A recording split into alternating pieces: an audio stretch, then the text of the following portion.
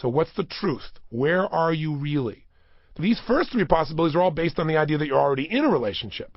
And if you're in one, I want you to create an action plan now. What are you going to do to take your relationship to the next level? What can you do and what will you do? And I want you to write down 2 or 3 things you've decided today you're going to absolutely do or be or change. Either that decision is, I am no longer going to fly off the handle over little things. I am going to interrupt my own pattern and say, you know what, you don't deserve this. I'm sorry, I'm overreacting. Or maybe what you're going to do is you're going to create a pattern up. So you both agree, if you start arguing, that if either one of you says, I need a safe space, then the other person has got to listen for 10 minutes and not interrupt.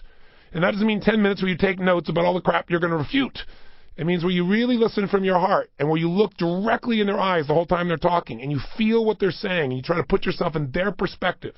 Maybe that's an action item for you. Maybe the action item is you're going to write a beautiful card for no reason today before you go home and drop it off. Maybe you're going to call in the middle of the day and just say, I only have 10 seconds. I'm in the middle of a meeting, but I called to say, I love you. I don't want anything. I just want to tell you I love you. Bye. Click. What will that do?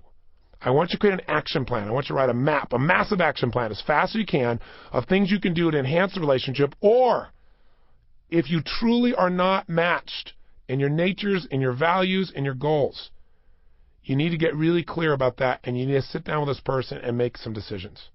You're going to have to decide because rarely in a relationship will both people want to leave the relationship. What does leaving a relationship bring up for everybody? Absolute fear. Your primary fear. Fear that you're not going to be loved again by somebody else this way. Fear that you'll never find somebody else. Fear that you're going to lose the love. Fear that you're not enough.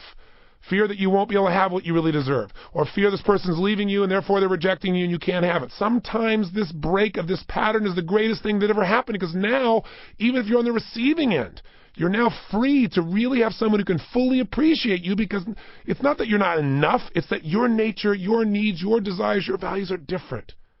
And by the way, sometimes people start out with similar goals and similar values and a similar nature, but as time goes by, people go through stages of life. They have significant emotional events, right? They lose family, they lose friends, their priorities radically change. They have a disease. They get older. And at different stages of life, we look at our lives radically different. And if you have a difference in years between you and another person, you may find that this person now has a totally different viewpoint.